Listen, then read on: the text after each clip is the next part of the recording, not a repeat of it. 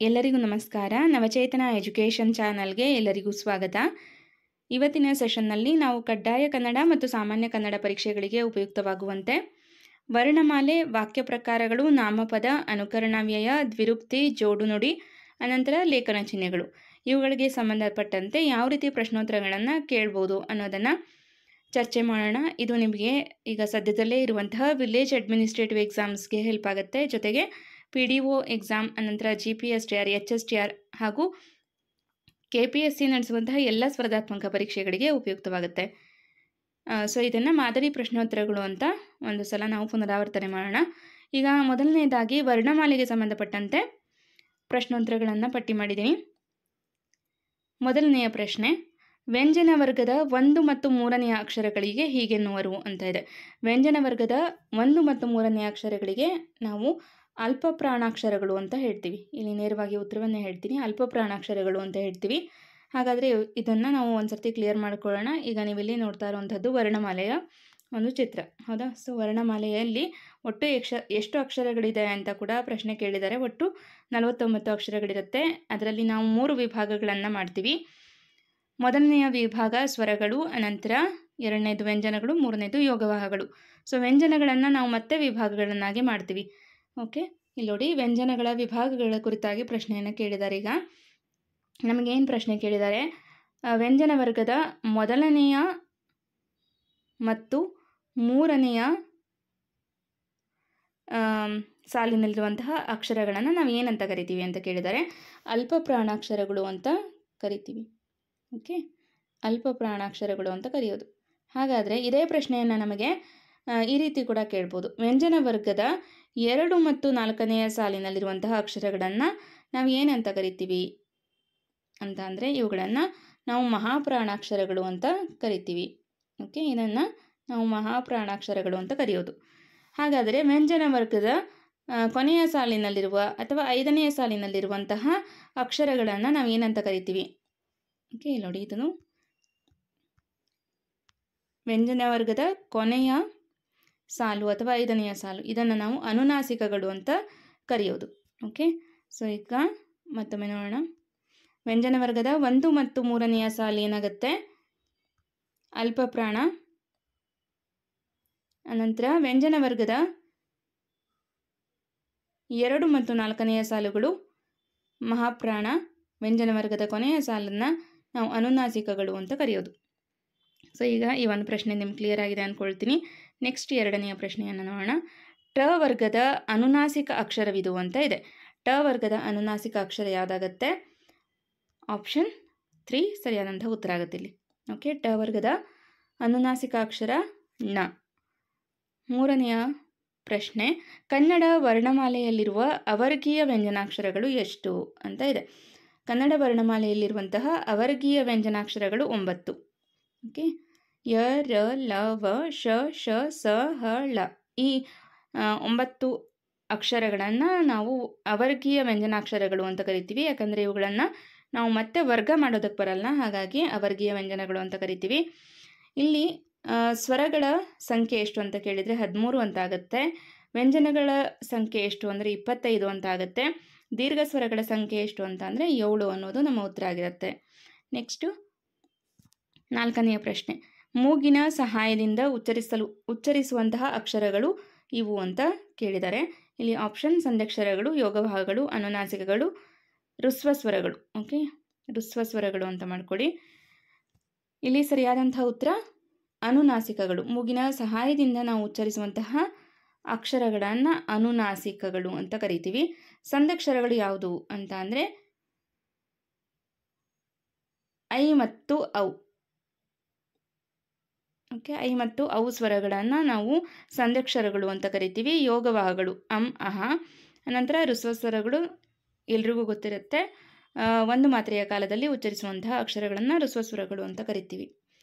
ಋಸ್ವ ಸ್ವರಗಳ ಸಂಖ್ಯೆ ಎಷ್ಟು ಅಂತ ಕೂಡ ಪ್ರಶ್ನೆ ಆಗಿದೆ. ಋಸ್ವ ಸ್ವರಗಳ ಸಂಖ್ಯೆ 6. ನೆಕ್ಸ್ಟು, ಸ್ವತಂತ್ರವಾಗಿ ಉಚ್ಚರಿಸಬಹುದಾದಂತಹ ಅಕ್ಷರಗಳಿವು. ಸ್ವತಂತ್ರವಾಗಿ ಉಚ್ಚರಿಸುವಂತಹ ಅಕ್ಷರಗಳನ್ನು ನಾವು ಏನಂತ ಕರಿತೀವಿ? ಸ್ವರಗಳು ಅಂತ ಕರಿತೀವಿ. ಓಕೆ, ಇವುಗಳನ್ನು ಉಚ್ಚಾರ ಮಾಡಲಿಕ್ಕೆ ನಮಗೆ ಯಾವುದೇ ಬೇರೆ ಅಕ್ಷರಗಳ ಸಹಾಯ ಇರಲ್ಲ, ಹಾಗಾಗಿ ಇವುಗಳನ್ನು ನಾವು ಸ್ವರಗಳು ಅಂತ ಕರಿತೀವಿ. ನೆಕ್ಸ್ಟು 6ನೆಯ ಪ್ರಶ್ನೆ,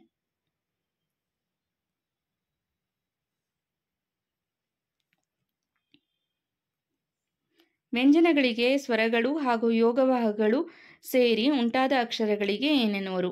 ವ್ಯಂಜನಗಳಿಗೆ ಸ್ವರಗಳು, ಈಗ ಕ ಚ ಟ ತ ಪ ಈ 5 ವ್ಯಂಜನಗಳಿಗೆ, 5 ಸಾಲಿನ ವ್ಯಂಜನಗಳಿಗೆ ಸ್ವರಗಳು ಅನಂತರ ಯೋಗವಾಹಗಳು ಸೇರಿ ಉಂಟಾದ ಅಕ್ಷರಗಳಿಗೆ ನಾವು ಗುಣಿತಾಕ್ಷರಗಳು ಅಂತ ಹೇಳ್ತೀವಿ. ಕಾಗುಣಿತ ಅಂತ ನಾವೇನು ಹೇಳ್ತೀವಿ, ಸೊ ಅವುಗಳನ್ನೇ ಗುಣಿತಾಕ್ಷರ ಅಂತ ಹೇಳೋದು. ಕ ಇಂದ ಕಂ ಕಹ ತನಕ ನಾವು ಪ್ರತಿಯೊಂದಕ್ಕೂ ಕೂಡ ಸ್ವರಗಳನ್ನು ಅನಂತರ ಯೋಗವಾಹಗಳನ್ನು ಸೇರಿ ಗುಣಿತಾಕ್ಷರಗಳನ್ನು ಮಾಡುವಂಥದ್ದು. ಓಕೆ, ಸೊ ನೆಕ್ಸ್ಟು 7ನೆಯ ಪ್ರಶ್ನೆ. 2 ಅಥವಾ ಅದಕ್ಕಿಂತ ಹೆಚ್ಚಿನ ವ್ಯಂಜನಗಳು ಸೇರಿ ಉಂಟಾದಂತಹ ಅಕ್ಷರಗಳಿಗೆ ಹೀಗೆನ್ನುವರು? 2 ಅಥವಾ ಅದಕ್ಕಿಂತ ಹೆಚ್ಚು ವ್ಯಂಜನಗಳು ಸೇರಿ ಉಂಟಾದಂತಹ ಅಕ್ಷರಗಳಿಗೆ ನಾವು ಸಂಯುಕ್ತಾಕ್ಷರಗಳು ಅಂತ ಕರಿತೀವಿ. ಓಕೆ, ನೆಕ್ಸ್ಟು 8ನೆಯ ಪ್ರಶ್ನೆ. ಕೆಳಗಿನವುಗಳಲ್ಲಿ ಸಜಾತಿ ಸಂಯುಕ್ತಾಕ್ಷರದಿಂದ ಕೂಡಿದ ಪದ ಯಾವುದು? ಆಪ್ಷನ್ ರಕ್ತ ಅಂತ ಇದೆ, ಅವ್ವ, ಸಪ್ನ, ಅನಂತರ ರಾಜ್ಯ ಅಂತ ಇದೆ. ಸೊ ಇಲ್ಲಿ ಸಜಾತಿಯ ಒತ್ತಕ್ಷರ, ಒಂದೇ ಜಾತಿಯ ಒತ್ತಕ್ಷರಗಳಿರಬೇಕು. ಇಲ್ಲಿ ನಮ್ಗೆ ಕೊಟ್ಟಿರುವಂತಹ ಆಪ್ಷನ್ಸಲ್ಲಿ ಅವ್ವ ಅನ್ನುವಂತಹ ಪದ ಮಾತ್ರ ಸಜಾತಿಯ ಒತ್ತಕ್ಷರ, ಇನ್ನು ಉಳಿದದ್ದೆಲ್ಲವೂ ಕೂಡ ಬೇರೆ ಒತ್ತಕ್ಷರಗಳಿರೋದ್ರಿಂದ ಅವುಗಳನ್ನು ನಾವು ವಿಜಾತಿಯ ಒತ್ತಕ್ಷರಗಳು ಅಂತ ಕರಿತೀವಿ. ನೆಕ್ಸ್ಟು 9ನೆಯ ಪ್ರಶ್ನೆ. ಈ ಅಕ್ಷರವನ್ನು ರೇಫೆ ಎನ್ನಲಾಗುತ್ತದೆ ಅಂತ ಇದೆ. ಆಪ್ಷನ್ ರ, ಲ, ಳ, ವ ಅಂತ ಕೊಟ್ಟಿದ್ದಾರೆ. ಸೊ ಇದು ಕೇಶಿರಾಜನ ದೇಶೀಯ ಅಕ್ಷರಗಳಿಗೆ ಸಂಬಂಧಪಟ್ಟಂತಹ ಪ್ರಶ್ನೆ. ಕೇಶಿರಾಜ ಒಟ್ಟು ಎಷ್ಟು ದೇಶೀಯ ಅಕ್ಷರಗಳನ್ನು ತಿಳಿಸ್ತಾನೆ ಅಂತ ಅಂದರೆ ಒಟ್ಟು 5 ಅಕ್ಷರಗಳನ್ನು ತಿಳಿಸ್ತಾನೆ. ಓಕೆ, ಕೇಶಿರಾಜ ಹೇಳಿರುವಂತಹ ಒಟ್ಟು ದೇಶೀಯ ಅಕ್ಷರಗಳು ಎಷ್ಟು ಅಂದರೆ 5, ನೆನಪಿರಲಿ. ಓಕೆ, ಇದರಲ್ಲಿ ನಮಗೀಗ ರೇಫೆ ಅಂತ ಯಾವುದಕ್ಕೆ ಕರೀತಾರೆ ಅಂತ ಕೇಳಿದ್ದಾರೆ. ಸರಿಯಾದಂತಹ ಉತ್ತರ ಯಾವುದಾಗುತ್ತೆ ಅಂದರೆ ಆಪ್ಷನ್ 1. ಓಕೆ, ಇದೇ ನಿಮಗೆ ಬೇರೆ ಪ್ರಶ್ನೆಯನ್ನು ಕೊಟ್ಟು ಕೇಳ್ಬೋದು. ಈ ಅಕ್ಷರವನ್ನು ಶಕಟ ರೇಫೆ ಎಂದು ಕರೆಯಲಾಗುತ್ತದೆ ಅಂತ ಕೇಳಿದರೆ ನಮಗೆ ಹಳೆಗನ್ನಡದ ಅಕ್ಷರವನ್ನು ಕೊಟ್ಟಿರ್ತಾರೆ, ಈ ರೀತಿ ಬರೆದು ಹೀಗೆ ಮಧ್ಯೆ ಗೆರೆ ಹಾಕಿರ್ತೀವಲ್ವ, ಸೊ ಇದನ್ನು ಶಕಟ ರೇಫೆ ಅಂತ ಕರಿತೀವಿ. ಇದು ಶಕಟ ರೇಫೆ. ಇದೆಲ್ಲವೂ ಕೂಡ ಕೇಶಿರಾಜ ತಿಳಿಸಿರುವಂತಹ ಅಕ್ಷರಗಳು. ಅನಂತರ ಈ ಅಕ್ಷರವನ್ನು ಕುಳ ಎನ್ನಲಾಗುತ್ತದೆ ಅಂತ ಬಂದರೆ ನಿಮ್ಮ ಉತ್ತರ ಇದಾಗುತ್ತೆ. ಕುಳ ಅಂತ ಅಂದರೆ ಇದು. ಓಕೆ, ಸೊ ಈಗ ಇದು ಶಕಟ, ಇದು ರೇಫೆ, ಒಂದೇನಿದೆ ಇದು ರೇಫೆ. ಅನಂತರ ಈ ಒಂದು ಅಕ್ಷರವನ್ನು ಕೊಟ್ಟು ಇದೇನು ಅಂತ ಪ್ರಶ್ನೆ ಆದರೆ ಇದು ಶಕಟ ರೇಫೆ. ಈ ಳಕಾರ ಏನಿದೆ ಇದನ್ನು ಕೇಶಿರಾಜ ಕುಳ ಅಂತ ಕರೀತಾನೆ. ಓಕೆ, ಇನ್ನೊಂದು ಅಕ್ಷರ ಇದೆ, ಇದನ್ನು ನಾವು ಲ ಅಂತ ಉಚ್ಚರಿಸ್ತೀವಿ. ಸೊ ಇದನ್ನು ನಾವು ಕನ್ನಡದಲ್ಲಿ ವಿ ಅನ್ನುವಂತಹ ಒಂದು ವ್ಯಂಜನವನ್ನು ಬರಿತೀವಲ್ಲ, ವರ್ಗೀಯ ವ್ಯಂಜನ, ಸೊ ಈ ರೀತಿ ಇರುತ್ತೆ. ಇದನ್ನು ಲ ಅಂತ ಕರೆಯಲಾಗುತ್ತೆ. ಆಪ್ಷನಲ್ ಕನ್ನಡ ಓದಿರೋರಿಗೆ ಇದೆಲ್ಲವೂ ಸುಲಭ ಆಗುತ್ತೆ. ಈಗ ನೀವು ನೆನ್ಪಿಟ್ಕೊಳ್ಬೇಕಾಗಿರುವಂತಹ ಅಂಶ ಇಷ್ಟೇ. ಕೇಶಿರಾಜ ಹೇಳಿರುವಂತಹ ಒಟ್ಟು ದೇಶೀಯ ಅಕ್ಷರಗಳು ಎಷ್ಟು ಅಂತ ಅಂದರೆ 5. ಅದರಲ್ಲಿ ರೇಫೆ ಯಾವುದು ಅಂತ ಪ್ರಶ್ನೆ ಅಂದರೆ ಈ ರ ಅಕ್ಷರವನ್ನು ಉತ್ತರವಾಗಿ ಆಯ್ಕೆ ಮಾಡಿ. ಈಗ ನಮ್ಗೆ ಕೇಳಿರೋದು ರೇಫೆ. ಒಂದು ವೇಳೆ ಶಕಟ ರೇಫೆಯನ್ನು ಕೇಳಿದರೆ ಈ ರೀತಿ ಹಳೆಗನ್ನಡದ ಅಕ್ಷರವನ್ನು ಕೊಟ್ಟಿರ್ತಾರೆ. ಓಕೆ, ಇದನ್ನು ಶಕಟ ರೇಫೆ ಅಂತ ಕರೀತಾರೆ. ಈ ಒಂದು ಅಕ್ಷರವನ್ನು ಕುಳ ಎನ್ನಲಾಗುತ್ತದೆ ಅಂತ ಪ್ರಶ್ನೆ ಕೇಳಿದರೆ ಳ ಅನ್ನೋದು ನಿಮ್ಮ ಉತ್ತರ ಆಗಿರಲಿ. ಓಕೆ, ನೆಕ್ಸ್ಟು ಮುಂದಿನ ಪ್ರಶ್ನೆ 10ನೆಯ ಪ್ರಶ್ನೆ. ವರ್ಗೀಯ ವ್ಯಂಜನದಲ್ಲಿನ ಪ್ರತಿ ವರ್ಗದ 5ನೆಯ ಅಕ್ಷರಗಳನ್ನು ಹೀಗೆ ಕರೆಯಲಾಗುತ್ತದೆ. ವರ್ಗೀಯ ವ್ಯಂಜನದ ಪ್ರತಿ ವರ್ಗದ 5ನೆಯ ಅಕ್ಷರವನ್ನು ನಾವು ಅನುನಾಸಿಕಗಳು ಅಂತ ಕರಿತೀವಿ. ನೆಕ್ಸ್ಟು 11ನೆಯ ಪ್ರಶ್ನೆ. ಕಂಠ ಸರಿಯಾದ ರೂಪ. ಕಂಠ ಅನ್ನುವಂತಹ ಪದವನ್ನು ನಾವು ಅಕ್ಷರ ಸಮೇತ ಬಿಡಿಸಿ ಬರೆದಾಗ ಯಾವ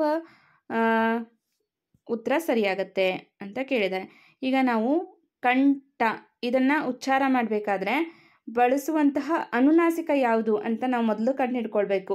ಈಗ ನಾವು ಕಂಠ ಅಂತ ಉಚ್ಚಾರ ಮಾಡಬೇಕಾದ್ರೆ ನಾವು ಬಳಸುವಂತಹ ಅನುನಾಸಿಕ ಣ, ಹೌದಾ? ನ ಅಂತ ಬಳಸಲ್ಲ ನಾವು. ಸೊ ಹಾಗಾಗಿ ಇದನ್ನು ಎಲಿಮಿನೇಟ್ ಮಾಡೋಣ. ಅನಂತರ ಇದು ಕೂಡ ಆಗಲ್ಲ. ಕಂಠ ಅನ್ನಲ್ಲ, ನಾವು ಕಂಠ ಅಂತಾನೆ ಹೇಳೋದು. ಹಾಗಾಗಿ ಇಲ್ಲಿ ಆಪ್ಷನ್ 2 ಸರಿಯಾದಂಥ ಉತ್ತರ. ಓಕೆ, ನೆಕ್ಸ್ಟು 12ನೆಯ ಪ್ರಶ್ನೆ. ಕ ಚ ಟ ತ ಪ ಇವುಗಳು ಅಲ್ಪ ಪ್ರಾಣಗಳು. ಯ ರ ಲ ವ ಶ ಶ ಸ ಹ ಳ ಇದು ಯಾವ ವಿಧ ಅಂತ ಕೇಳಿದ್ದಾರೆ. ಇದು ಅವರ್ಗೀಯ ವ್ಯಂಜನಗಳು. 13ನೆಯ ಪ್ರಶ್ನೆ. ಪ ವರ್ಗದ ಮಹಾಪ್ರಾಣಗಳು ಯಾವುದು ಅಂತ ಕೇಳಿದ್ದಾರೆ. ಪ ಅನ್ನುವಂತಹ ಸಾಲಿನಲ್ಲಿ ಬರುವಂತಹ ಮಹಾಪ್ರಾಣಗಳು ಫ ಮತ್ತು ಭ. ಓಕೆ, ಫ ಮತ್ತು ಭ ಅನ್ನೋದು ಪ ವರ್ಗದ ಮಹಾಪ್ರಾಣಗಳು. ನೆಕ್ಸ್ಟ್ ಸಂಯುಕ್ತ ಅಂತ ಅಂದರೆ ಏನು ಅಂತ ಕೇಳಿದರೆ, ಸಂಯುಕ್ತ ಅಂತ ಅಂದರೆ ಚೆನ್ನಾಗಿ ಹೊಂದಿಕೊಂಡು ಅಂತ ಅರ್ಥ.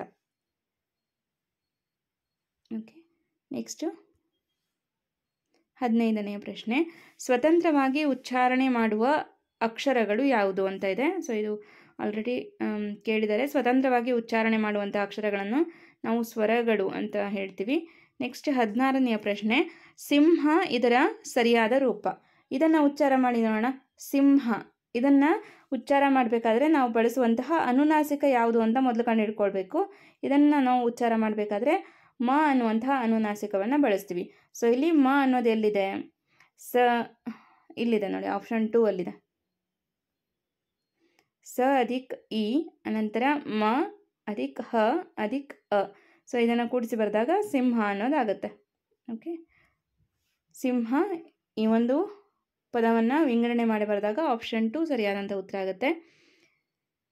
17ನೇ ಪ್ರಶ್ನೆ, ಹೆಚ್ಚು ಉಸಿರಿನಿಂದ ಉಚ್ಚರಿಸಲ್ಪಡುವಂತಹ ಅಕ್ಷರಗಳನ್ನು ಹೀಗೆನ್ನುತ್ತೇವೆ ಅಂತ ಪ್ರಶ್ನೆ ಕೇಳಿದ್ದಾರೆ. ಹೆಚ್ಚು ಉಸಿರಿನಿಂದ ನಾವು ಉಚ್ಚರಿಸುವಂತಹ ಅಕ್ಷರಗಳು ಮಹಾಪ್ರಾಣಾಕ್ಷರಗಳು.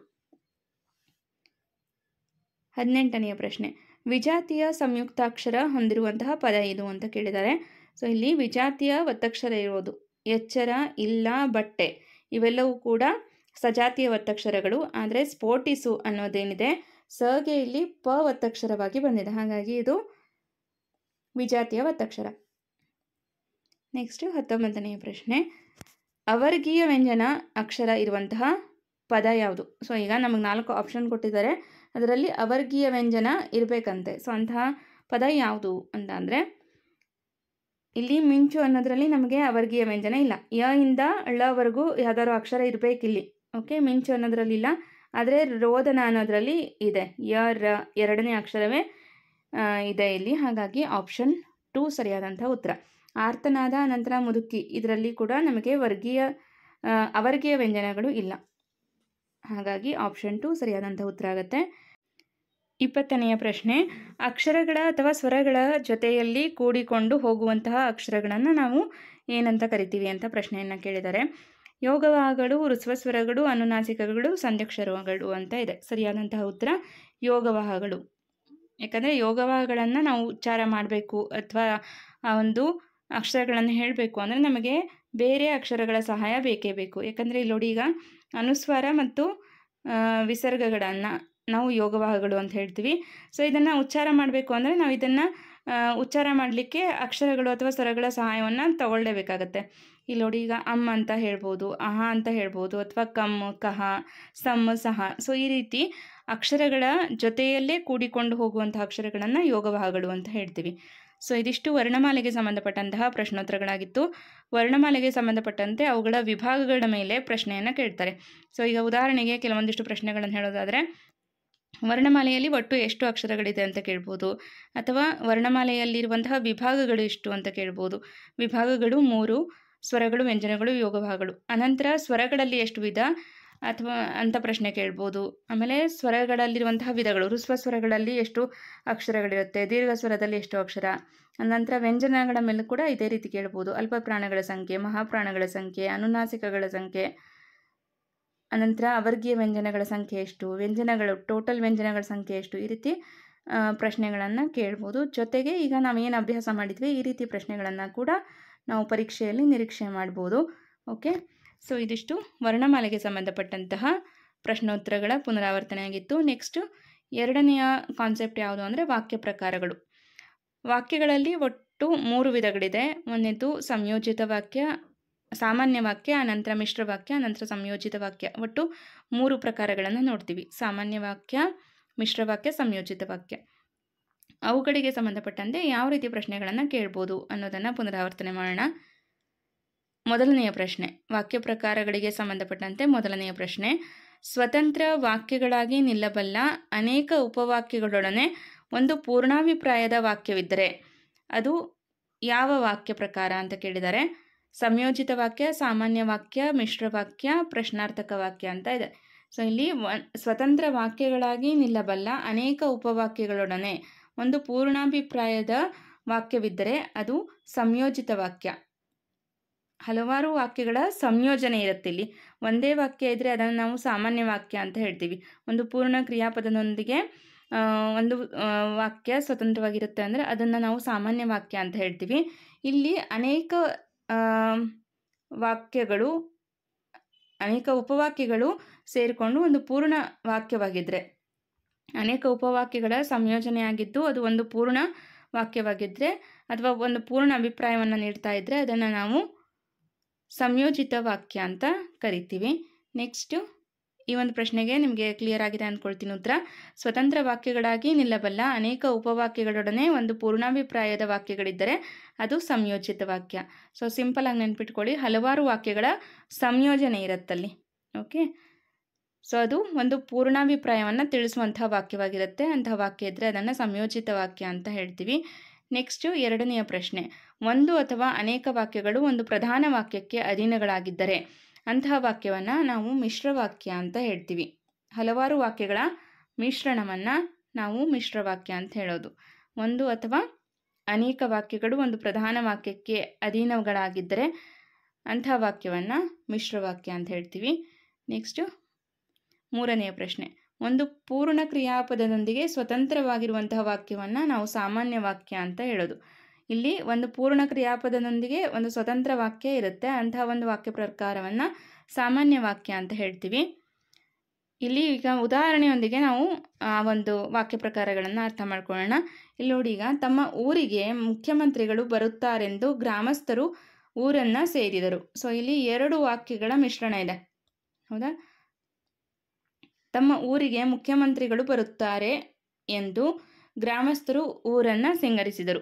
ಸೊ ಎರಡು ವಾಕ್ಯಗಳ ಮಿಶ್ರಣವನ್ನು ನಾವಿಲ್ಲಿ ನೋಡೋದ್ರಿಂದ ಇದು ಮಿಶ್ರವಾಕ್ಯ. ಮಿತ್ರ ಅಂತಾಗಿದೆ, ಮಿಶ್ರವಾಕ್ಯ ಅಂತ ಮಾಡ್ಕೊಳ್ಳಿ. ಎರಡು ವಾಕ್ಯಗಳನ್ನು ಇಲ್ಲಿ ಮಿಶ್ರಣ ಮಾಡಿದ್ದೀವಿ. ಆದರೆ ಇದನ್ನು ನಾವು ಸಂಯೋಜನೆ ಮಾಡಲಿಕ್ಕೆ, ಈ ಎರಡೂ ವಾಕ್ಯಗಳನ್ನು ಕೂಡಿಸೋದಕ್ಕೆ ನಾವೇನಾದರೂ ಆದರೆ, ಆದ್ದರಿಂದ ಅಂತ ಏನಾದರೂ ನಾವು ಬಳಸಿದರೆ ಅದು ಸಂಯೋಜಿತ ವಾಕ್ಯ ಆಗ್ತಿತ್ತು. ತಮ್ಮ ಊರಿಗೆ ಮುಖ್ಯಮಂತ್ರಿಗಳು ಬರುತ್ತಿದ್ದಾರೆ, ಆದ್ದರಿಂದ ನಾವು ಊರನ್ನು ಸಿಂಗರಿಸುತ್ತಿದ್ದೇವೆ.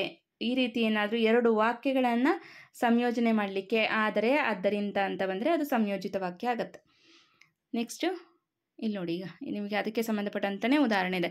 ಪ್ರಪಂಚದಾದ್ಯಂತ ಕೊರೋನಾ ಹಾವಳಿ ಹೆಚ್ಚಾಯಿತು, ಆದ್ದರಿಂದ ಬಹುತೇಕ ರಾಷ್ಟ್ರಗಳು ಲಾಕ್ಡೌನ್ ಘೋಷಿಸಿದವು. ಸೊ ಇಲ್ಲಿ ಎರಡು ವಾಕ್ಯಗಳಿದೆ, ಹೌದಾ? ಎರಡು ವಾಕ್ಯಗಳಿದೆ, ಅವುಗಳನ್ನು ಸಂಯೋಜನೆ ಮಾಡಲಿಕ್ಕೆ ಒಂದು ಸಹಾಯಕ ಪದ ಇದೆ, ಅದನ್ನು ನಾವು ಆದ್ದರಿಂದ ಅಂತ ಇಲ್ಲಿ ಬಳಸಿದ್ದೀವಿ, ಹೌದಾ? ಆದ್ದರಿಂದ ಅನ್ನುವಂತಹ ಸಂಯೋಜಕ ಪದ ಇದೆ. ಸೊ ಈ ರೀತಿ ಇದ್ದರೆ ಅದು ಸಂಯೋಜಿತ ವಾಕ್ಯ. ಸಿಂಪಲ್ ಆಗಿ ನೆನ್ಪಿಟ್ಕೊಳ್ಬೇಕು ಅಂದರೆ ಸಾಮಾನ್ಯ ವಾಕ್ಯ ಅಂದರೆ ಏನು? ಒಂದು ಪೂರ್ಣ ಕ್ರಿಯಾಪದದೊಂದಿಗೆ ಸ್ವತಂತ್ರವಾಗಿ ಒಂದೇ ವಾಕ್ಯ ಇರುತ್ತೆ, ಅದು ಸಾಮಾನ್ಯ ವಾಕ್ಯ. ಅನಂತರ ಯಾವುದಾದ್ರೂ ಒಂದು ವಾಕ್ಯವನ್ನು ಓದಬೇಕಾದ್ರೆ ನಿಮಗೆ ಎರಡು ವಾಕ್ಯಗಳನ್ನು ಆದರೆ, ಆದ್ದರಿಂದ ಮತ್ತು ಈ ರೀತಿ ಸಹಾಯಕ ಪದಗಳಿಂದ ಅವುಗಳನ್ನು ಜೋಡಣೆ ಮಾಡಿದರೆ, ಸಂಯೋಜನೆ ಮಾಡಿದರೆ ಅದು ಸಂಯೋಜಿತ ವಾಕ್ಯ. ಇನ್ನು ನೆಕ್ಸ್ಟು ಹಲವಾರು ವಾಕ್ಯಗಳನ್ನು ಮಿಶ್ರಣ ಮಾಡಿ ಏನೋ ಒಂದು ಪೂರ್ಣ ಅಭಿಪ್ರಾಯವನ್ನು ಹೇಳ್ತಿದ್ದಾರೆ. ಹಲವಾರು ವಾಕ್ಯಗಳು ಅದರಲ್ಲಿ ಒಂದಕ್ಕೆ ಅಧೀನವಾಗಿದೆ ಅಂತ ಅನಿಸಿದ್ರೆ ಅದು ಮಿಶ್ರವಾಕ್ಯ ಅಂತ ಅನಿಸುತ್ತೆ. ಓಕೆ, ನಿಮಗೆ ಸಾಮಾನ್ಯ ವಾಕ್ಯ, ಸಂಯೋಜಿತ ವಾಕ್ಯ ಗೊತ್ತಾದರೆ ಅವೆರಡೂ ಅಲ್ಲ ಅಂದಾಗ ನಿಮಗೆ ಮೂರನೇ ಉತ್ತರವೇ ಮಿಶ್ರವಾಕ್ಯ ಆಗುತ್ತೆ. ಸೊ ಈ ರೀತಿನಾದ್ರೂ ನೆನ್ಪಿಟ್ಕೊಳ್ಳಿ.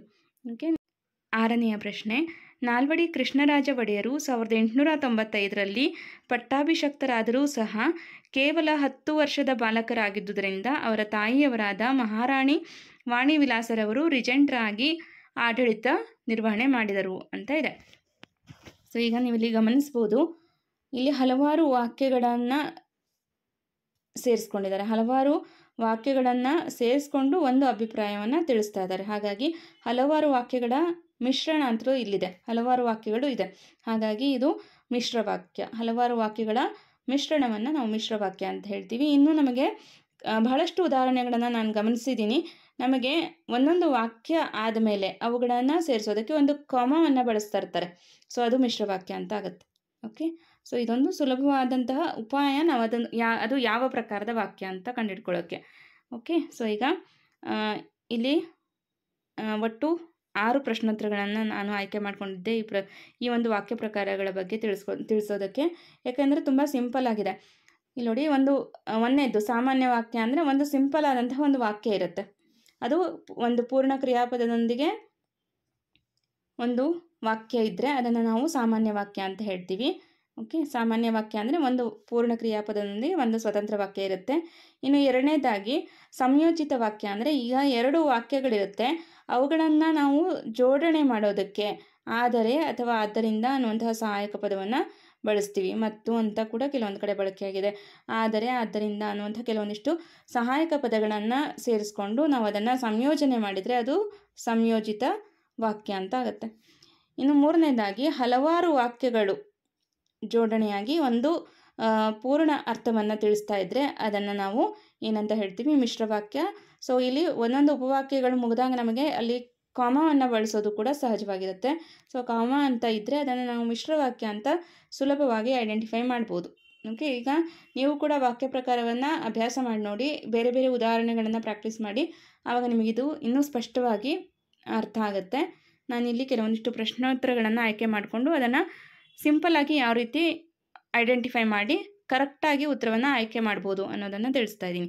ಓಕೆ, ಸೊ ಇದಿಷ್ಟು ವಾಕ್ಯ ಪ್ರಕಾರಗಳಿಗೆ ಸಂಬಂಧಪಟ್ಟಂತಹ ಪ್ರಶ್ನೋತ್ತರಗಳಾಗಿತ್ತು. ಈಗ ನೆಕ್ಸ್ಟ್ ಲೇಖನ ಚಿಹ್ನೆಗಳು. ಲೇಖನ ಚಿಹ್ನೆಗಳ ಮೇಲೆ ನಮಗೆ ಕಂಪಲ್ಸರಿ ಕ್ವೆಶನ್ ಇದ್ದೇ ಇರುತ್ತೆ. ಈಗ ಆಲ್ರೆಡಿ ನಾನು ಒಂದು ಲೇಖನ ಚಿಹ್ನೆಗಳ ಬಗ್ಗೆ ಥಿಯರಿ ಕ್ಲಾಸನ್ನು ಮಾಡಿದ್ದೆ. ಅಂದರೆ ಲೇಖನ ಚಿಹ್ನೆಗಳು ಎಷ್ಟಿದೆ, ಅದನ್ನು ಯಾವಾಗ ಬಳಸ್ತೀವಿ ಅನ್ನೋದು. ಈಗ ಪ್ರಶ್ನೋತ್ತರಗಳ ರೂಪದಲ್ಲಿ ಅದನ್ನು ಪುನರಾವರ್ತನೆ ಮಾಡೋಣ.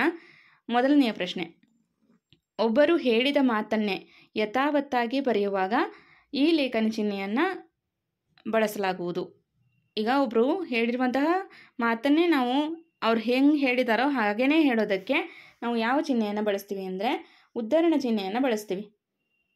ಉದ್ಧರಣ ಚಿಹ್ನೆಯನ್ನು ಬಳಸೋದು. ಉದ್ಧರಣ ಚಿಹ್ನೆಯನ್ನು ನಾವು ಡಬಲ್ ಇನ್ವರ್ಟೆಡ್ ಕಾಮ ಅಂತ ಇಂಗ್ಲೀಷಲ್ಲಿ ಹೇಳ್ತೀವಿ. ಸೊ ಡಬಲ್ ಇನ್ವರ್ಟೆಡ್ ಕಾಮವನ್ನು ಬಳಸ್ತೀವಿ. ಒಬ್ಬರು ಹೇಳಿದ್ದನ್ನು ಹೇಳಬೇಕು ಅಂದರೆ ಡಬಲ್ ಇನ್ವರ್ಟೆಡ್ ಕಾಮ. ಸೊ ಇದನ್ನು ಉದ್ಧರಣ ಚಿಹ್ನೆ ಅಂತ ಹೇಳೋದು. ನೆಕ್ಸ್ಟ್ ಎರಡನೆಯ ಪ್ರಶ್ನೆ, ಅನೇಕ ಉಪವಾಕ್ಯಗಳು ಒಂದು ಪ್ರಧಾನ ವಾಕ್ಯಕ್ಕೆ ಅಧೀನವಾಗಿದ್ದಾಗ ಉಪವಾಕ್ಯಗಳು ಮುಗಿದಾಗಲೆಲ್ಲ ಬರುವಂತಹ ಚಿಹ್ನೆ ಯಾವುದು ಅಂದರೆ ಅರ್ಧವಿರಾಮ. ಅರ್ಧವಿರಾಮ ಚಿಹ್ನೆಯನ್ನು ಬಳಸ್ತೀವಿ.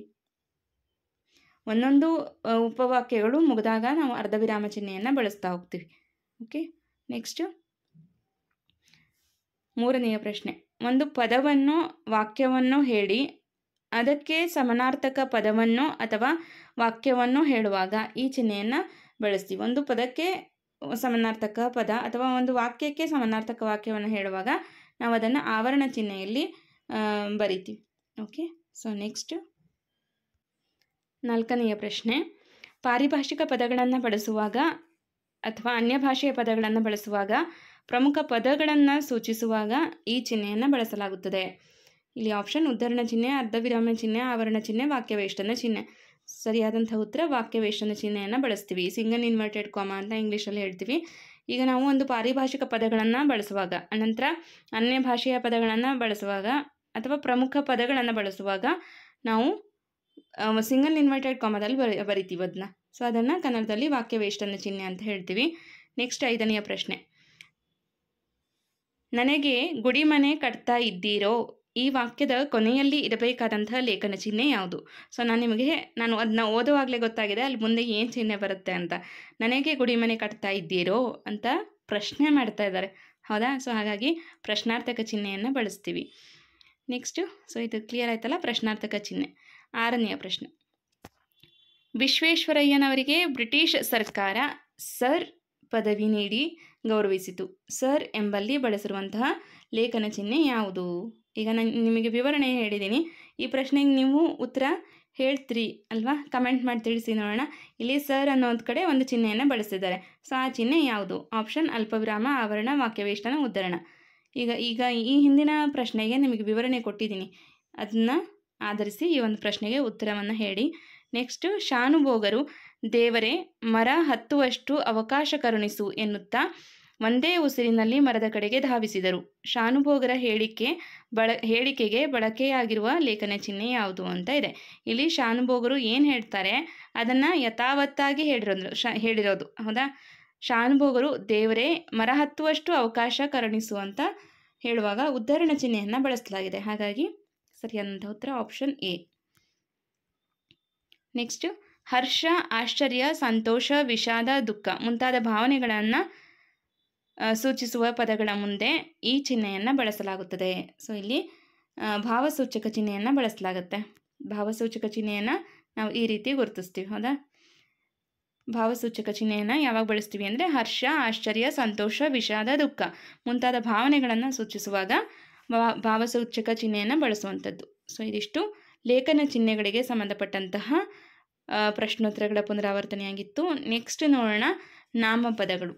ನಾಮಪದಗಳಿಗೆ ಸಂಬಂಧಪಟ್ಟಂತೆ ಪ್ರಶ್ನೋತ್ತರಗಳು ನಮಗೆ ಪರೀಕ್ಷೆಯಲ್ಲಿ ಕೇಳಿರ್ತಾರೆ. ಸೊ ಹಾಗಾಗಿ ಇಲ್ಲಿ ನಾಮಪದಗಳಿಗೆ ಸಂಬಂಧಪಟ್ಟಂತೆ ಪ್ರಶ್ನೋತ್ತರಗಳನ್ನು ಪ್ರಾಕ್ಟೀಸ್ ಮಾಡೋಣ.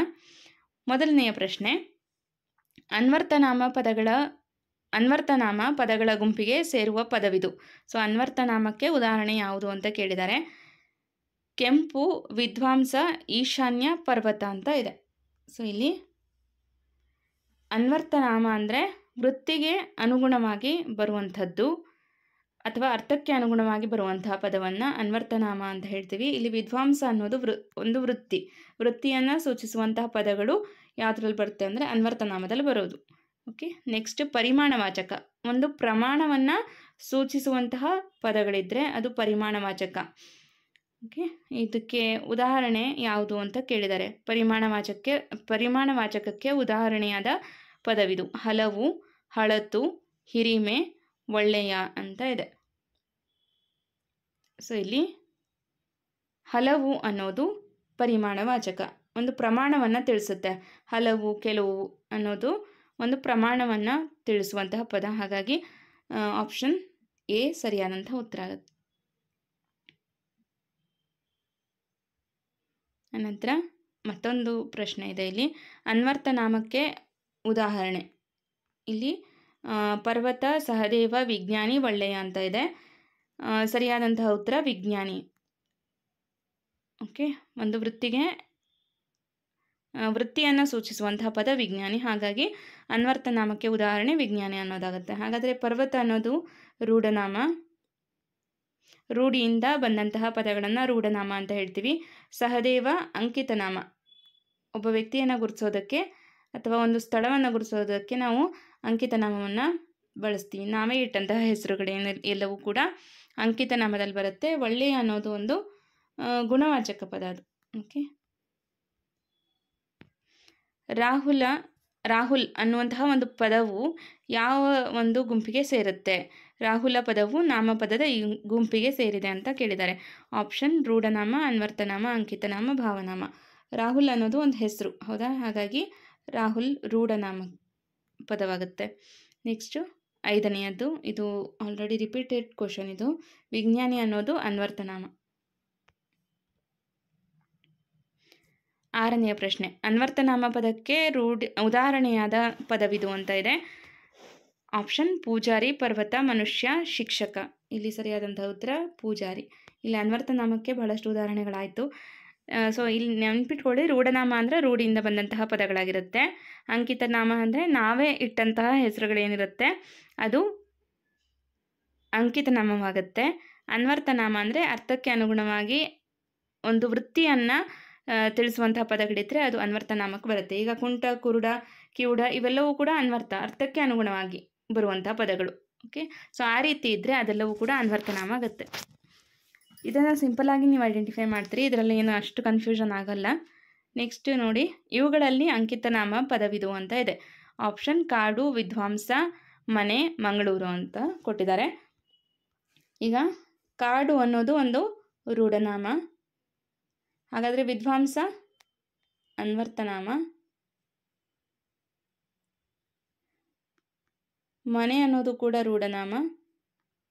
ಆದರೆ ಮಂಗಳೂರು ಅನ್ನೋದು ಒಂದು ಸ್ಥಳವನ್ನು ಗುರುತಿಸೋದಕ್ಕೆ ನಾವೇ ಇಟ್ಟಂತಹ ಹೆಸರಲ್ವಾ. ಸೊ ಹಾಗಾಗಿ ಇದು ಅಂಕಿತನಾಮ. ಓಕೆ. ಇದು ಅಂಕಿತನಾಮ. ಅದು ಒಬ್ಬ ವ್ಯಕ್ತಿಯ ಹೆಸರು ಆದರೂ ಆಗಿರ್ಬೋದು, ಒಂದು ಸ್ಥಳದ ಹೆಸರಾದರೂ ಆಗಿರ್ಬೋದು. ಅಥವಾ ಈಗ ಪರ್ವತ ಅನ್ನೋದು ರೂಢನಾಮ. ಆ ಪರ್ವತವನ್ನು ಗುರುತಿಸೋದಕ್ಕೆ ನಾವು ಒಂದು ಹೆಸರಿಟ್ಟರೆ ಅದು ಏನಾಗುತ್ತೆ? ಅಂಕಿತನಾಮ ಅಂತ ಆಗುತ್ತೆ. ಓಕೆ. ಸಿಂಪಲ್ಲಾಗಿ ನಾವು ಏನು ಹೆಸರಿಟ್ಟಿರ್ತೀವಿ ಅದೇ ಅಂಕಿತನಾಮ ಅನ್ನೋದನ್ನು ನೆನ್ಪಿಟ್ಕೊಳ್ಳಿ. 8ನೇಯ ಪ್ರಶ್ನೆ, ಮೈಸೂರಿನ ಬೆಟ್ಟದಲ್ಲಿ ದೊಡ್ಡ ನಂದಿ ವಿಗ್ರಹವಿದೆ. ಈ ವಾಕ್ಯದಲ್ಲಿರುವಂತಹ ಗುಣವಾಚಕ ಯಾವುದು ಅಂತ ಕೇಳಿದ್ದಾರೆ. ಸೊ ಇಲ್ಲಿ ದೊಡ್ಡ ಅನ್ನೋದು, ಓಕೆ, ದೊಡ್ಡ ಅನ್ನೋದು ಒಂದು ಗುಣವಾಚಕ. ಅದು ಹೇಗಿದೆ ಅಂತ ನಾವು ಅದನ್ನು ವಿಶೇಷಣ ಮಾಡಿ ಹೇಳ್ತೀವಿ, ಅದರ ಗುಣವನ್ನು ಹೇಳ್ತೀವಲ್ಲ. ಸೊ ಅಂತಹ ಪದಗಳೆಲ್ಲವೂ ಕೂಡ ಗುಣವಾಚಕ ಆಗುತ್ತೆ.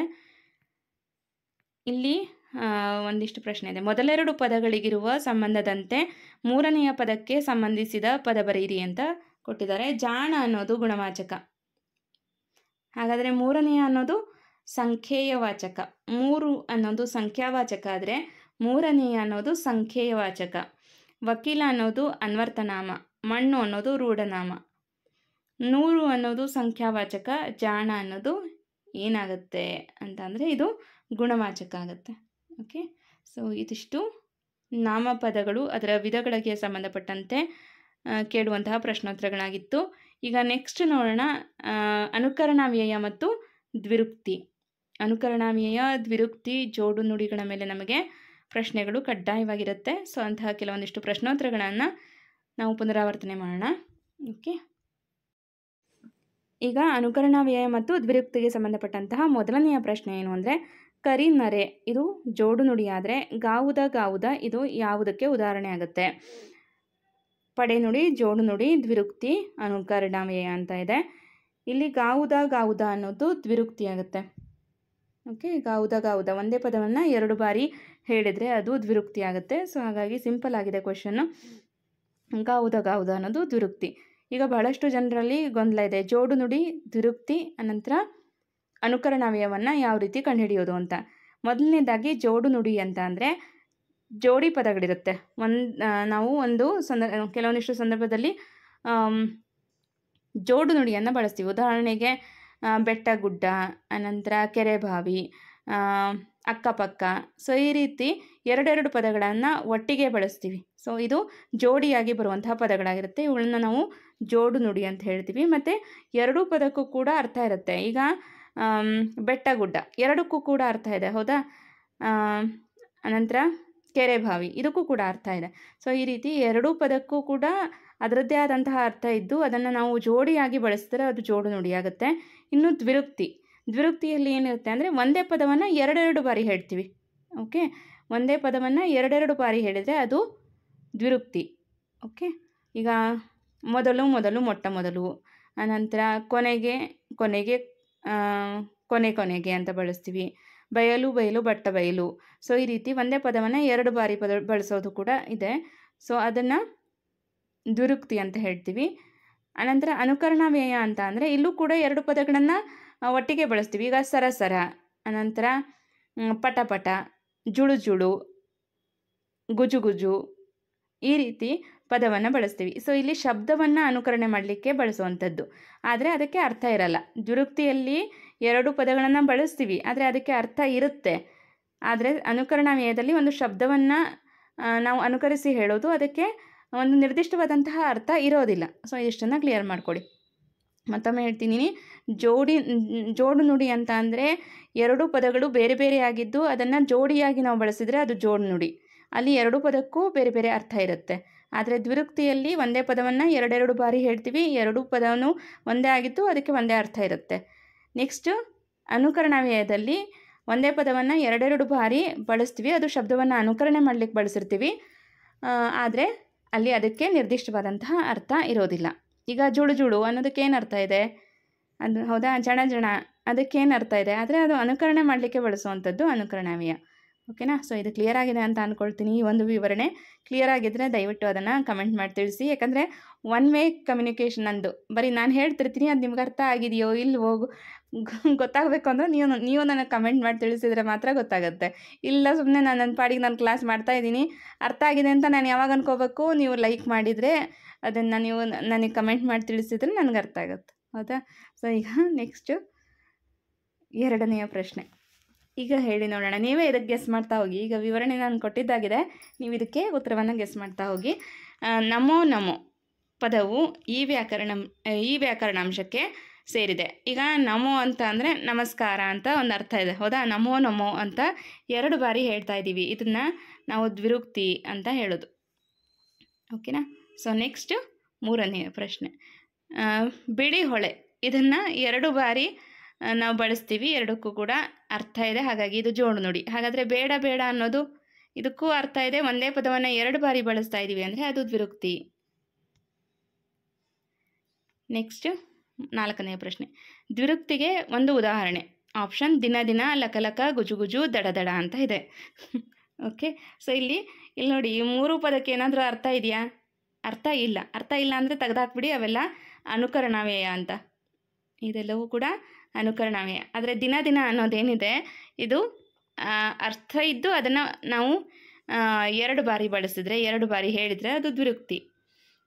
ನೆಕ್ಸ್ಟು 5ನೇ ಪ್ರಶ್ನೆ, ಹೆಜ್ಜೆ ಹೆಜ್ಜೆಗೆ ಅನ್ನೋದು ದ್ವಿರುಕ್ತಿ. ಹೆಜ್ಜೆಗೆ ಹೆಜ್ಜೆಗೆ ಇದನ್ನು ಕೂಡಿಸಿ ಹೇಳಿ ದ್ವಿರುಕ್ತಿ ಹೇಳುವಾಗ ಹೆಜ್ಜೆ ಹೆಜ್ಜೆಗೆ ಅಂತ ಹೇಳ್ತೀವಿ. ಬಿಳಿ ಹೊಳೆ ಅನ್ನೋದು ಜೋಡು ನುಡಿ.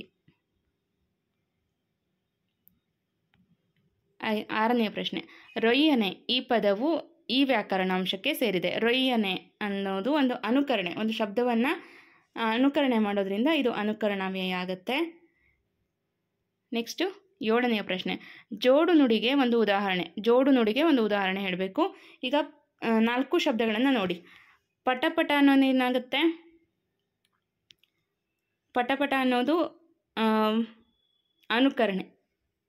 ಜೋತು ಬಿಡು ಅನ್ನೋದು, ಇದು ಜೋತು ಬಿಡು ಅನ್ನೋದು ಜೋಡು ನುಡಿ ಅಲ್ಲ. ಈಗ ನಾವು ಹೇಳುವಾಗ ಜೋತು ಬಿಡು ಅನ್ನೋದನ್ನ ನಾವು ಜೋಡು ನುಡಿಯಾಗಿ ಬಳಸಲ್ಲ, ಹಾಗಾಗಿ ಇದು ಜೋಡು ನುಡಿ ಆಗಲ್ಲ. ತುದಿ ತುದಿ, ತುತ್ತ ತುದಿ, ಇದು ದ್ವಿರುಕ್ತಿ. ಆದರೆ ಹಾಲು ಜೇನು ಅನ್ನೋದು ಒಂದು ಜೋಡಿಯಾಗಿ ಬರುವಂತಹ ಪದ. ಆದರೆ ಜೋತು ಬಿಡು ಅನ್ನೋದು ಜೋಡಿಯಾಗಿ ಬರುವಂತಹ ಪದ ಅಲ್ಲ. ಸೊ ಈ ರೀತಿ ಕೂಡ ಎಲಿಮಿನೇಟ್ ಮಾಡಬೇಕು ನೀವು. ಓಕೆ, ಹಾಲು ಜೇನು ಅನ್ನೋದು ಹಾಲು ಅಧಿಕ ಜೇನು, 2 ಶಬ್ದಗಳು ಸೇರಿದೆ. ಹಾಲು ಅನ್ನೋದಕ್ಕೂ ಬೇರೆ ಅರ್ಥ ಇದೆ, ಜೇನು ಅನ್ನೋದಕ್ಕೂ ಕೂಡ ಬೇರೆ ಅರ್ಥ ಇದ್ದು ಇವೆರಡೂ ಕೂಡ ಜೋಡಿಯಾಗಿ ಬರುವಂತಹ ಪದಗಳು. ಹಾಗಾಗಿ ಸರಿಯಾದಂಥ ಉತ್ತರ ಆಪ್ಷನ್ 4. ನೆಕ್ಸ್ಟು ಸುಯ್ಯನೆ ಅನ್ನೋದು ಒಂದು ಅನುಕರಣಾವ್ಯಯ.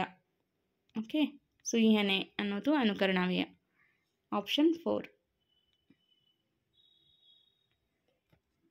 ದ್ವಿರುಕ್ತಿಗೆ ಒಂದು ಉದಾಹರಣೆ ಅಂತ ಮತ್ತೊಂದು ಪ್ರಶ್ನೆ ಕೇಳಿದ್ದಾರೆ.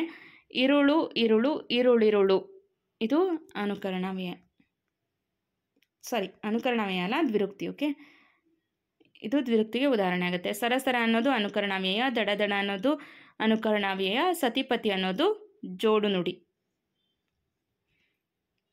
10ನೇ ಪ್ರಶ್ನೆ, ಅನುಕರಣಾವ್ಯಯಕ್ಕೆ ಒಂದು ಉದಾಹರಣೆ ಯಾವುದು ಅಂತ ಕೇಳಿದ್ದಾರೆ. ಪಟ ಪಟ, ನಡೆ ನಡೆ, ಬೇಗ ಬೇಗ, ಗರಿ ಗರಿ ಅಂತ ಇದೆ. ಸೊ ಇಲ್ಲಿ ಅನುಕರಣಾವ್ಯಯಕ್ಕೆ ಉದಾಹರಣೆ ಪಟಪಟ. ಪಟಪಟ ಅನ್ನೋದಕ್ಕೆ ಪಟಪಟ ಅನ್ನೋದು ಒಂದು ಶಬ್ದವನ್ನು ಅನುಕರಣೆ ಮಾಡೋದು, ಹಾಗಾಗಿ ಅನುಕರಣಾವ್ಯಯ ಪಟಪಟ ಆಗುತ್ತೆ. 11ನೇ ಪ್ರಶ್ನೆ, ಅರ್ಥವಿಲ್ಲದ ಧ್ವನಿ ವಿಶೇಷಣಗಳನ್ನು ಹೀಗೆ ಕರೆಯಲಾಗುತ್ತದೆ.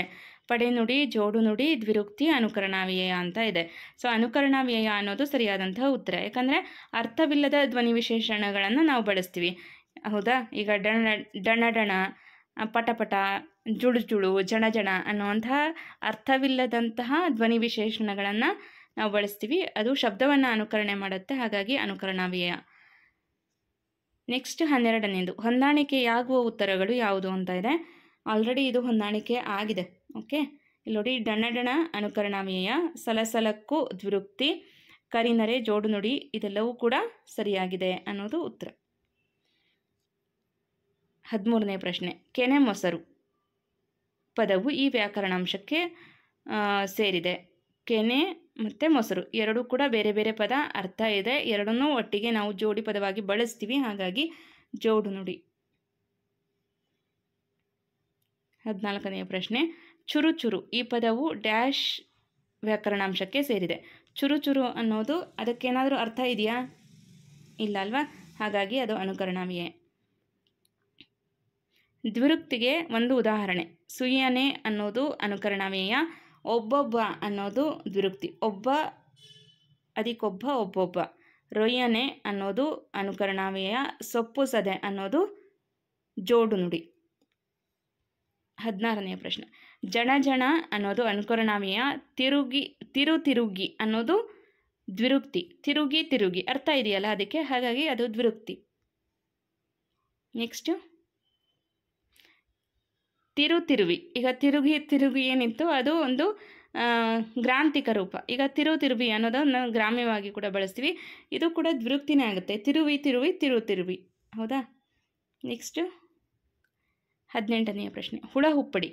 ಹುಳ ಹುಪ್ಪಡಿ ಎರಡಕ್ಕೂ ಕೂಡ ಅರ್ಥ ಇದೆ, ಹಾಗಾಗಿ ಇದು ಜೋಡು ನುಡಿ. ಅನುಕರಣಾವ್ಯಯಕ್ಕೆ ಒಂದು ಉದಾಹರಣೆ.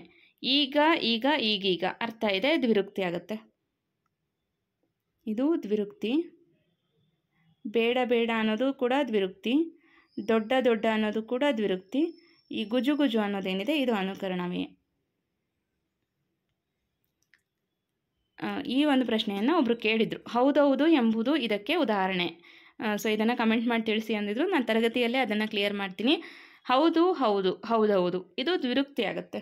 ಓಕೆ, ಇದರಲ್ಲಿ ಈಗ ಪಾಠವನ್ನು ಕೇಳಿದ ಮೇಲೆ ನಿಮಗೆ ಯಾವುದೂ ಡೌಟ್ ಇಲ್ಲ ಅಂತ ಅಂದ್ಕೊಳ್ತೀನಿ.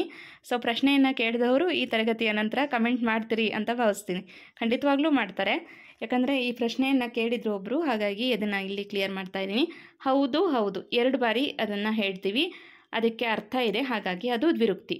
ಸೊ ಇಲ್ಲಿ ಹೆಚ್ಚುವರಿ ವಿವರಣೆಯನ್ನು ಕೊಟ್ಟಿದ್ದೀನಿ ನಾನು ದ್ವಿರುಕ್ತಿಗೆ ಸಂಬಂಧಪಟ್ಟಂತೆ, ಯಾಕಂದರೆ ಇದನ್ನು ಪ್ರಶ್ನೆ ಕೇಳ್ತಾರೆ. ಹಾಗಾಗಿ ಒಂದು ವಿಶೇಷಾರ್ಥವನ್ನು ವ್ಯಕ್ತಪಡಿಸುವುದಕ್ಕಾಗಿ ಒಂದು ಪದವನ್ನು ಒಂದು ವಾಕ್ಯವನ್ನು 2 ಬಾರಿ ಪ್ರಯೋಗ ಮಾಡುವುದಕ್ಕೆ ದ್ವಿರುಕ್ತಿ ಎನ್ನುತ್ತಾರೆ. ಇಂತಹ ಪದಗಳು ಬೇರೆ ಬೇರೆ ಅರ್ಥಗಳಲ್ಲಿ ಪ್ರಯೋಗಿಸಲ್ಪಡುತ್ತದೆ. ಸೊ ಇದಕ್ಕೆ ಬೇರೆ ಬೇರೆ ಅರ್ಥ ಇರುತ್ತೆ ಅಂತ ಇಲ್ಲಿ ಕ್ಲಿಯರಾಗಿ ಕೊಟ್ಟಿದ್ದಾರೆ.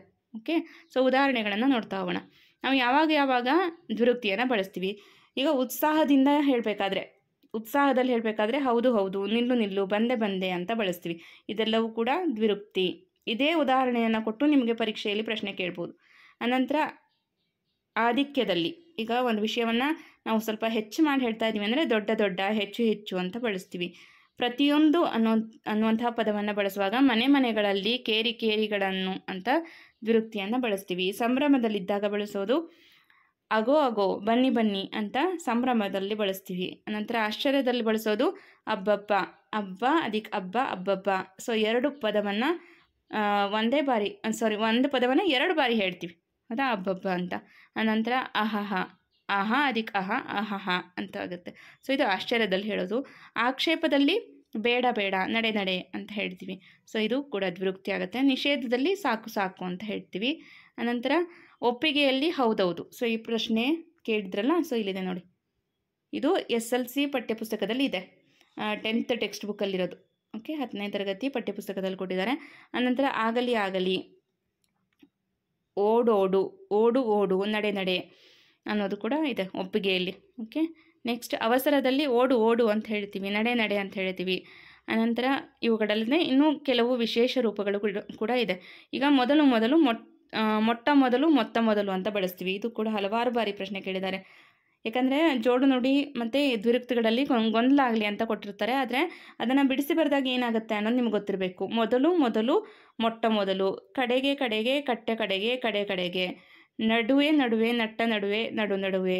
ಅನಂತರ ಬಯಲು ಬಟ್ಟ ಬಯಲು, ತುದಿ ತುತ್ತ ತುದಿ, ಕೊನೆಗೆ ಕೊನೆಗೆ, ಮೆಲ್ಲನೆ ಮೆಲ್ಲನೆ. ಓಕೆ, ಸೊ ಇದಿಷ್ಟು ಏನಾಗಿತ್ತು, ದ್ವಿರುಕ್ತಿಗೆ ಉದಾಹರಣೆಗಳಾಗಿತ್ತು. ಇದೇ ಉದಾಹರಣೆಗಳ ಮೇಲೆ ಪ್ರಶ್ನೆ ಇದ್ದೇ ಇರುತ್ತೆ. ಓಕೆ, ಸೊ ಈಗ ಇವತ್ತಿನ ತರಗತಿಯಲ್ಲಿ ನಾವು ಸಾಕಷ್ಟು ವ್ಯಾಕರಣಾಂಶಗಳನ್ನು ಪುನರಾವರ್ತನೆ ಮಾಡಿದ್ದೀವಿ. ವರ್ಣಮಾಲೆಯ ಮೇಲೆ, ಅನಂತರ ಲೇಖನ ಚಿಹ್ನೆಯ ಮೇಲೆ, ವಾಕ್ಯ ಪ್ರಕಾರಗಳ ಮೇಲೆ, ಆಮೇಲೆ ನಾಮಪದಗಳ ಮೇಲೆ, ಅನಂತರ ಅನುಕರಣಾವ್ಯಯ, ದ್ವಿರುಕ್ತಿ, ಜೋಡು ನುಡಿ. ಸೊ ಈ ರೀತಿ ಹಲವಾರು ವ್ಯಾಕರಣಾಂಶಗಳನ್ನು ಒಂದೇ ತರಗತಿಯಲ್ಲಿ ರಿವಿಷನ್ ಮಾಡುವಂಥ ಪ್ರಯತ್ನವನ್ನು ಮಾಡಿದ್ದೀನಿ. ಸೊ ಇದು ನಿಮಗೆ ಈಗ ನೆಕ್ಸ್ಟ್ ನೀವೇನು ಎಕ್ಸಾಮ್ ಬರೆಯೋದಕ್ಕೆ ಹೋಗ್ತಾ ಇದ್ದೀರಿ, ವಿಲೇಜ್ ಅಡ್ಮಿನಿಸ್ಟ್ರೇಟಿವ್ ಆಫೀಸರ್, ಇದಕ್ಕೆ ಕಡ್ಡಾಯ ಕನ್ನಡ ಪರೀಕ್ಷೆಗೆ ಅಭ್ಯಾಸವನ್ನು ಮಾಡ್ತಾ ಇದ್ದೀರಿ. ಸೊ ನಿಮಗೆ ಇದು ಅನುಕೂಲ ಆಗಲಿ. ಜೊತೆಗೆ ಮುಂದೆ ಬರುವಂತಹ ಎಲ್ಲ ಸ್ಪರ್ಧಾತ್ಮಕ ಪರೀಕ್ಷೆಗಳಿಗೆ ಈ ಒಂದು ತರಗತಿ ಉಪಯುಕ್ತವಾಗುತ್ತೆ ಅನ್ನೋಂಥ ಒಂದು ದೃಷ್ಟಿಯಿಂದ ತರಗತಿಯನ್ನು ಮಾಡಿದ್ದೀನಿ. ಇವತ್ತಿನ ತರಗತಿಯ ಬಗ್ಗೆ ನಿಮ್ಮ ಅಭಿಪ್ರಾಯ ಅನಿಸಿಕೆಯನ್ನು ಕಮೆಂಟ್ ಮಾಡಿ ತಿಳಿಸಿ. ಸೆಷನ್ ಇಷ್ಟ ಆಗಿದ್ದರೆ ಲೈಕ್ ಮಾಡಿ, ಮತ್ತು ದಯವಿಟ್ಟು ಕಮೆಂಟ್ ಮಾಡಿ ತಿಳಿಸಿ ಈ ತರಗತಿ ನಿಮಗೆ ಹೇಗೆ ಅನಿಸಿದೆ ಅನ್ನೋದನ್ನು. ನಿಮ್ಮ ಕಮೆಂಟ್ಸ್ಗಳು ನಮಗೆ ಮುಂದಿನ ತರಗತಿಗೆ ಪ್ರೇರಣೆ ಆಗುತ್ತೆ ಅಂತ ಹೇಳ್ತಾ ಈ ತರಗತಿಯನ್ನು ಇಲ್ಲಿಗೆ ಎಂಡ್ ಮಾಡ್ತಾ ಇದ್ದೀನಿ. Thank you all.